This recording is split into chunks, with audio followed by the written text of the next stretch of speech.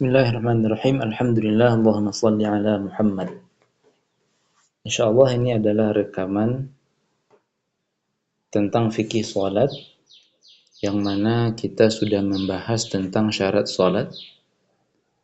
Lalu ada pembahasan yang berkaitan dengan hutang salat, yaitu salat yang ditinggalkan oleh seseorang sedangkan ia sudah meninggal dunia. Apakah ahli warisnya boleh menggantikan dengan cara melaksanakan sholat atas nama dia, ataukah dengan cara membayar fidyah, kafarah? Maka ternyata ada 3 pendapat. Yang pertama, tidak diqadha dan tidak dibayarkan fidyahnya. Karena sholat itu ibadah badaniyah yang setiap orang harus melakukannya dan tidak bisa diwakilkan oleh orang lain, baik ketika hidup maupun ketika sudah meninggal dunia. Namun, sebagian ulama mengkiaskan kepada puasa, bahwa sebagaimana puasa itu boleh digantikan oleh orang lain ketika almarhum sudah meninggal dunia, dan boleh juga dibayarkan fidyahnya, maka kata mereka boleh diqadha dan tidak dibayarkan fidyah, ataupun sebaliknya, pendapat ketiga dibayarkan fidyah dan tidak diqadha. Namun pendapat yang resmi adalah yang pertama, ya, tidak diqadha dan juga tidak dibayarkan fidyah.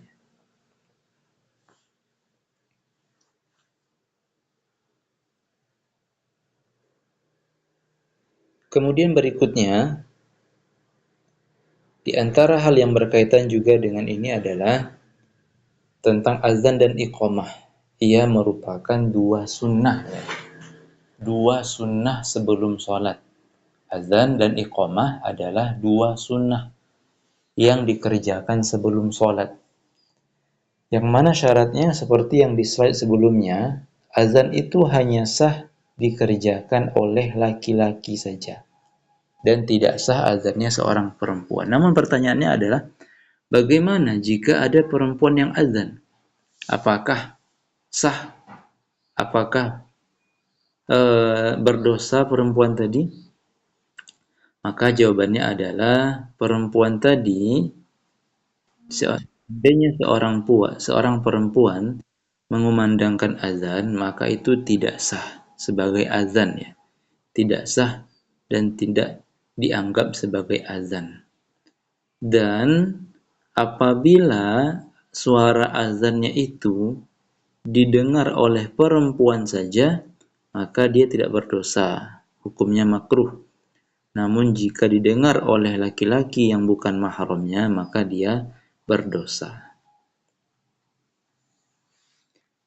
Lalu kita disunnahkan dan dianjurkan untuk menjawab azan dan iqamah. Tidak hanya azan, iqamah juga dianjurkan. Walaupun mungkin realita di masyarakat itu tidak ada di antara mereka yang menjawab iqamah, hanya menjawab azan saja. Itu kalau sempat, ya, kalau ingat. Nah, kalau bahkan mungkin sebagian besar juga tidak menjawab azan. Jadi intinya azan dan iqamah itu sama-sama dijawab, sama-sama dijawab. Yang mana kita mengucapkan dan mengulang kembali ucapan yang dilantunkan oleh muadzin ataupun orang yang mengumandangkan iqamah. Allahu Akbar, Allahu Akbar, kita ulang demikian juga. Asyhadu an la ilaha illallah, demikian pula. Hanya ada 4 ucapan yang mana kita tidak mengulang yang diucapkan oleh muadzin ataupun yang mengumandangkan iqamah, tapi kita ganti dengan jawaban yang lainnya. Yang pertama, hayya 'alas shalah, hayya 'alal falah, kita ganti dengan as-shalah, la haula wala quwata illa billah. Yang kedua, as-salatu khairum minan naum, kita jawab shadaqta wa barirta. Yang ketiga, seandainya terjadi hujan lebat dan tidak memungkinkan kita ke masjid, atau di zaman corona dulu, maka muadzin mengumandangkan azan yang berbunyi apa? Hayya 'alas shalah, ajakan ke masjidnya diganti dengan apa? Ala sallu fi rihalikum, salatlah di rumah-rumah kalian. Jawaban kita apa? La haula wa la quwwata illa billah. Yang keempat, ketika mengucapkan kalimat iqamah, qad qamatis salatu, qad qamatis salah, kita jawab apa? Aqamahallahu wa adamaha.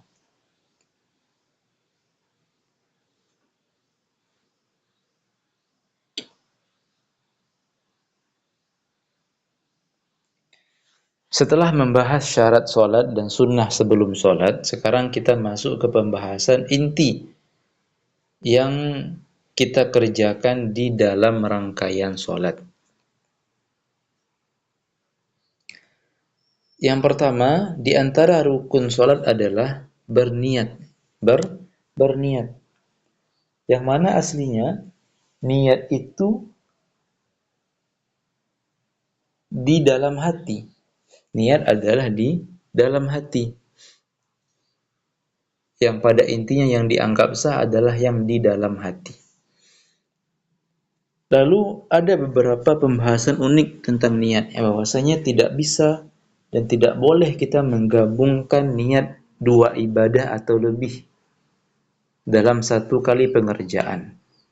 Ternyata yang tidak bisa itu adalah yang pertama, menggabungkan niat dua ibadah yang fardu, dua sholat fardu, antara zuhur sama asar dan semacamnya.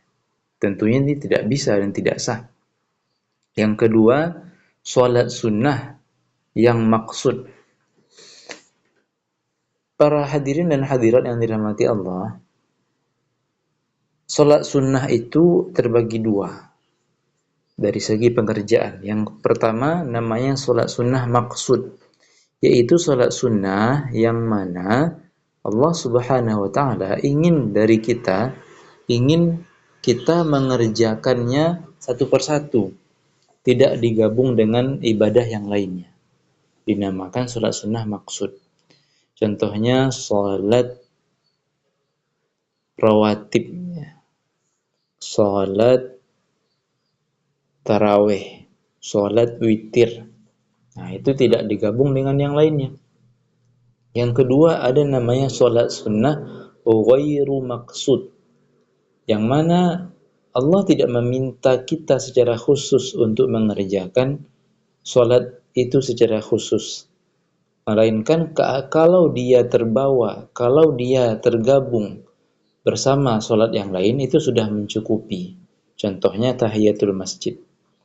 Jadi antara dua sholat sunnah yang maksud tidak bisa digabung. Contohnya antara rawatib qabliyah dan rawatib ba'diyah. Itu tidak bisa digabung ya. Lalu yang ketiga, antara sholat fardu dan sholat sunnah yang maksud juga tidak bisa digabung. Contoh, rawatib qabliyah zuhur digabung dengan sholat fardu zuhur. Tidak bisa dan tidak sah.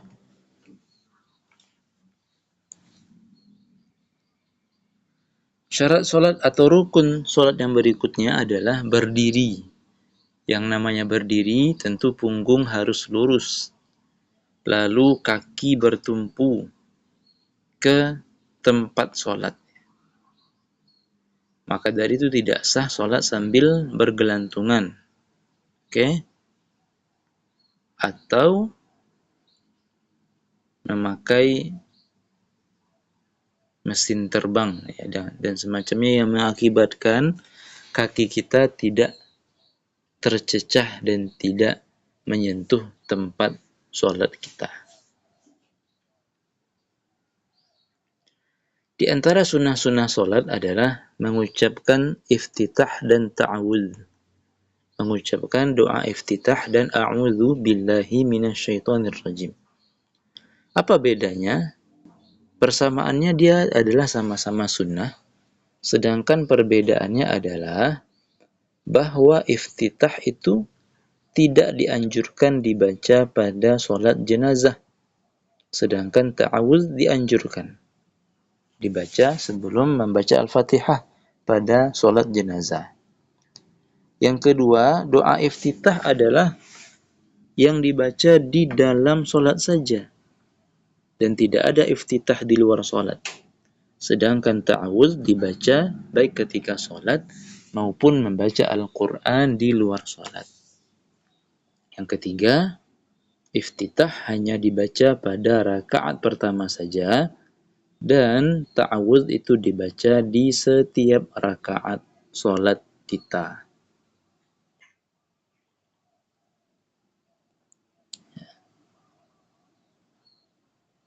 Pernah nggak kita mengulang bacaan Al-Fatihah? Yang mana Al-Fatihah ini adalah salah satu rukun dari sholat kita. Rukun yang berupa ucapan. Yang harus dibaca ke-77 ayatnya dan dengan semua tasydid-tasydid yang ada di dalamnya. Dan semua orang wajib, semua yang sholat wajib membaca Al-Fatihah. Baik dia imam atau sholat sendirian atau bahkan sebagai makmum. Ya, yang mana makmum membaca Al-Fatihah ketika apa? Afdalnya adalah setelah mengucapkan amin bersama imam. Tentu sudah cukup satu kali membaca Al-Fatihah. Nah, apa saja keadaan yang membolehkan kita atau bahkan menganjurkan kita mengulang Al-Fatihah? Yang pertama, kalau makmum membaca Al-Fatihah sebelum imam membacanya. Jadi disunnahkan makmum mengulangnya kembali agar tidak dianggap mendahului imam. Yang kedua, orang yang awal-awalnya dia sholat sambil duduk karena sakit atau semacamnya. Lalu dia sholat sambil duduk dan dia baca Al-Fatihahnya. Lalu Allah mentakdirkan dia di tengah-tengah sholat itu sembuh dan kuat lagi kakinya untuk berdiri. Maka aturan pertamanya dia wajib berdiri karena dia sudah mampu. Maka dia wajib berdiri. Lalu bagaimana dengan Al-Fatihah yang sudah dia baca ketika duduk tadi? Itu sudah sah sebetulnya, sudah cukup. Namun dianjurkan ya, dan disunnahkan baginya untuk mengulang kembali Al-Fatihah tersebut. Yang ketiga adalah orang yang tidak hafal surat pendek. Dia cuma hafal Al-Fatihah saja.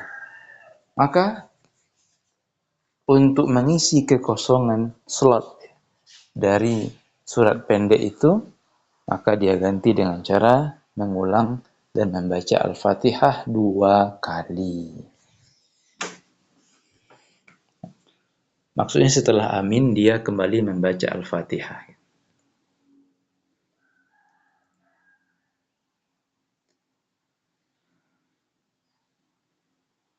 Lalu kita sudah tahu ya bahwasanya tidak dianjurkan membaca surah di beberapa keadaan berikut. Yang pertama ketika sholat jenazah ya, sholat jenazah. Yang ketiga ketika imam ketika kita sholat berjamaah dan setelah kita sebagai makmum baca Al-Fatihah, kita cukup mendengarkan bacaan imam saja dan tidak perlu membaca surat pendek. Rukun berikutnya adalah ruku. Namun ada beberapa kesalahan dan hal yang mesti kita perhatikan ketika ruku. Yang pertama, intinya adalah ruku itu dikerjakan dengan niat ruku, dengan tujuan mau ruku. Tidak boleh ada niat yang lain. Maka dari itu, seandainya kita sebagai makmum nih mendengar imam membaca surat yang di situ ada ayat tilawah untuk sujud sajadah. Oke, untuk sujud tilawah. Contohnya ujung surat Al-Alaq, fasjud waqtarib. Bagi makmum yang tidak faham, yang tidak bagi terkadang imam itu tidak memberitahu ya. Nanti wahai makmum jemaah semuanya di rakaat yang kedua saya akan baca surat ini yang ada ayat sajadahnya maka kita sujud. Kalau itu insya Allah tidak apa-apa ya, aman, makmum jadi ingat. Tapi kadang-kadang imam ini tidak memberitahu sehingga kita sebagai makmum kadang bingung. Apakah ketika imam bertakbir ini takbirnya untuk ruku atau takbir sujud tilawah? Maka seandainya makmum tidak tahu dan mengira bahwa imamnya mau sujud tilawah, Allahu Akbar. Lalu makmum tadi bergerak menuju gerakan sujud. Ketika hampir sampai di gerakan ruku, dia melihat ke arah depan. Ternyata imamnya hanya ruku saja dan tidak sujud. Makmum ini tidak boleh menjadikan gerakan turun ke bawah ini tidak boleh dijadikan sebagai ruku. Kenapa? Karena sejak awal pengerjaannya, sejak awal turun ke posisi ini, niatnya bukan ruku, melainkan niat awalnya sujud. Maka tidak boleh dia ubah menjadi ruku. Maka bagaimana solusinya? Solusinya adalah dia harus kembali berdiri tegak, lalu ruku. Ya, baru meniatkan untuk ruku. Begitu pula nanti ketika sujud ya. Begitu pula ketika sujud. Contohnya ya, atau intinya adalah ketika mau sujud itu jangan sampai niatnya berubah. Jangan diniatkan untuk yang lain. Yang penting niatnya harus niat sujud saja. Harus niat sujud saja. Maka dari itu jika misalnya ada orang yang mau sujud tetapi niat utamanya ya ini dia. Tetapi niat utamanya hanya untuk mengambil barang. Niat utamanya ketika turun ke bawah itu niat utamanya hanya mengambil barang, maka tidak sah. Tetapi kalau ketika dia turun ke posisi sujud itu niatnya untuk sujud ada, tetapi juga diiringi dengan niat mengambil barang, mengamankan kacamata dan semacamnya. Maka itu hukumnya sah ya, hukumnya sah. Lalu di antara rukun salat adalah duduk antara dua sujud. Duduk antara dua sujud. Ketika duduk ada beberapa macam gerakan dan bentuk gerakan duduk. Yang pertama namanya duduk iftirash, yaitu tubuh kita lurus dan kita duduk di atas kaki kiri. Yang kedua duduk tawarruk, umumnya dipakai ketika tasyahud akhir. Tubuh kita memang agak miring jadinya dan kaki kiri kita masukkan ke bawah kaki kanan. Oke. Lalu kapan kita memakai duduk iftirash dan kapan kita memakai duduk tawarruk? Jawabannya adalah kaidah mengatakan semua duduk yang akan diakhiri oleh salam maka duduknya tawarruk. Adapun semua duduknya yang tidak akan diakhiri dengan salam maka duduknya iftirash. Maka dari itu, duduk antara dua sujud karena tidak akan diakhiri dengan salam, maka iftirash. Duduk istirahat ketika kita berpindah dari sujud rakaat yang pertama menuju berdiri ke rakaat yang kedua, kita dianjurkan duduk yang dikenal dengan julus istirahah, duduk istirahat. Itu juga memakai gaya iftirash. Duduk tasyahud awal demikian juga, dan termasuk orang yang masbuk. Orang yang masbuk. Satu rakaat tertinggal dari imam.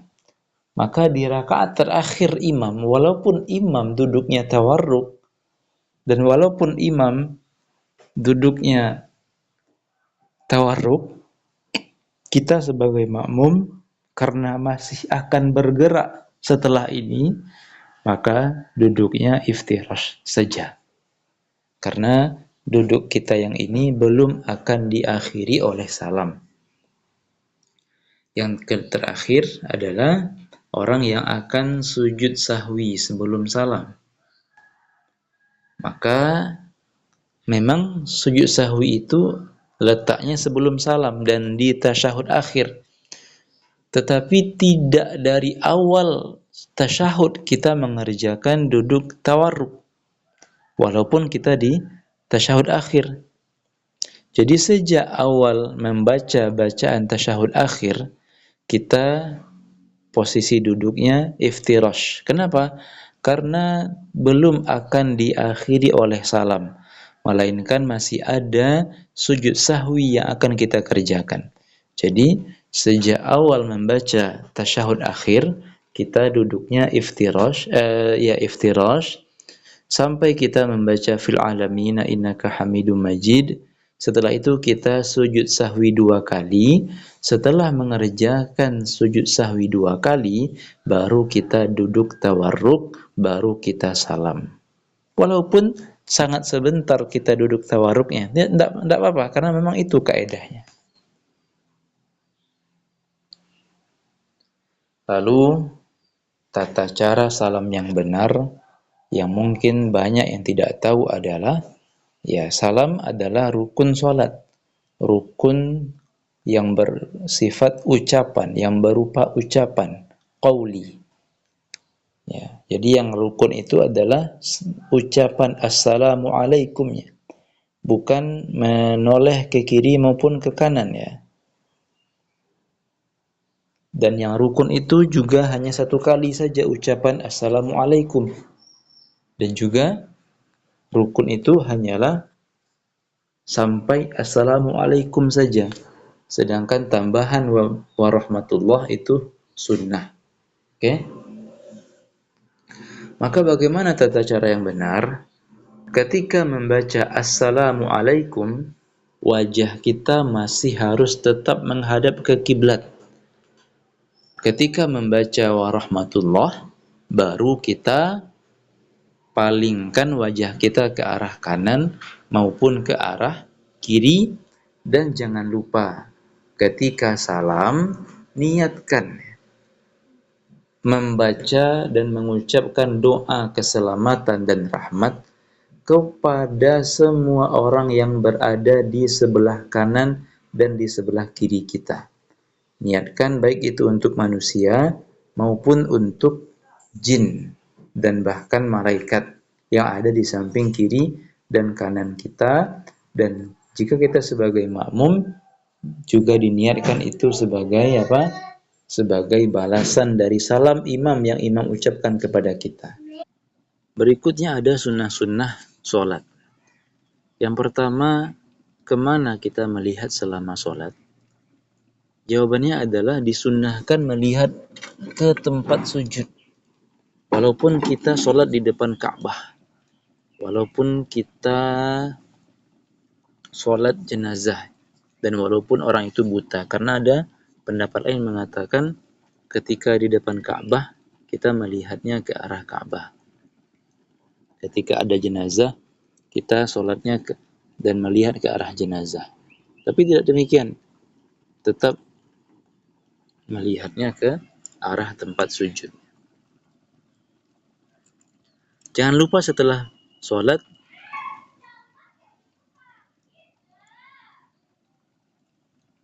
dianjurkan berzikir dan berdoa. Setelah sholat, dianjurkan berzikir dan berdoa. Dan satu faedah yang bagus, ternyata rahmat Allah itu luas dan agama kita itu mudah, bahwa waktu zikir itu luas, waktu doa itu luas juga. Walaupun mungkin kita nggak sempat langsung zikir setelah sholat, ternyata waktunya masih bisa kita kerjakan sampai habisnya waktu sholat tersebut. Jadi misalnya waktu zuhur masuk jam 12, waktu asar masuk jam 3 atau setengah 4. Nah setelah sholat zuhur jam 1 misalnya, itu kita masih punya waktu berzikir sampai jam setengah 4.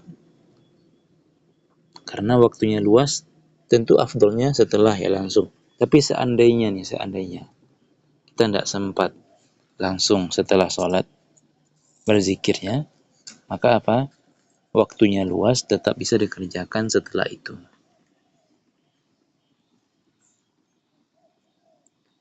Jangan lupa setelah sholat, kerjakanlah sholat rawatib yang ia merupakan sholat sunnah yang mengiringi sholat fardu, yang mana yang paling afdalnya adalah dikerjakan di rumah. Jika kita ingin mengerjakan di masjid, maka caranya adalah berpindah dari tempat sholat fardu kita. Misal, tadi sholat fardunya di sini, lalu kita mau sholat sunnah, pindah sedikit, beranjak dari tempat yang barusan kita pakai untuk sholat fardu. Atau kalau mungkin nggak bisa berpindah, kadang-kadang jemaahnya banyak, tempatnya sempit, terpaksa sholatnya di tempat yang tadi kita di situ sholat fardu, boleh juga, tidak masalah. Namun dikasih jeda dengan cara apa? Berzikir atau mungkin berbicara dengan orang lain.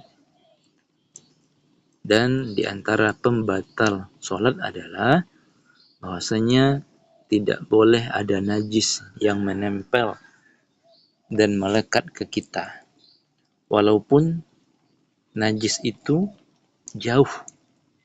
Apakah bisa? Ya, contohnya nih, orang yang sedang sholat itu tidak boleh terhubung dengan najis. Baik terhubung dengan jarak dekat ataupun dengan jarak jauh. Misal ini misalnya saja, berandai-andai ya. Kalau kemarin kan kita jelaskan contoh realnya adalah menggendong bayi ketika sholat itu tidak boleh. Kalau bayinya ada pampers yang sudah berisi pipisnya. Atau bahkan di dalam saku kita ada lalat mati, itu juga tidak sah sholat kita. Nah, contoh yang diberikan oleh ulama di dalam buku-bukunya adalah seandainya ada orang yang sholat sambil memegang tali gitu, yang mana talinya terikat ke leher anjing. Anjing kan najis. Walaupun jaraknya 1, 2, 3, atau 4 meter dari kita, tapi selama kita pegang, maka tidak sah sholat kita. Karena kita dianggap terhubung dengan najis. Karena kan anjing itu najis seluruh tubuhnya, dari kepala sampai ekor. Tetapi kalau tali itu kita injak, itu tidak masalah. Sama juga halnya dengan ada najis, terus kita bentangkan sajadah di atas najis itu, lalu kita sholat, maka itu juga tidak masalah. Sholat kita sah. Wallahu a'lam. Barakallahu fikum. Semoga yang sedikit ini ada faedahnya untuk kita.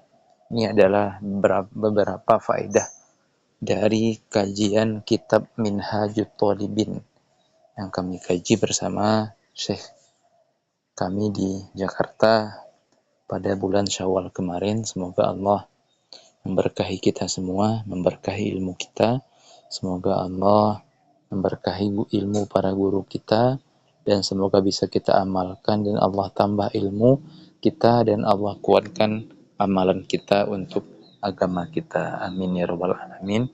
Subhanakallahumma wa bihamdika asyhadu an la ilaha illa anta astaghfiruka wa atubu ilaik. Assalamualaikum warahmatullahi wabarakatuh.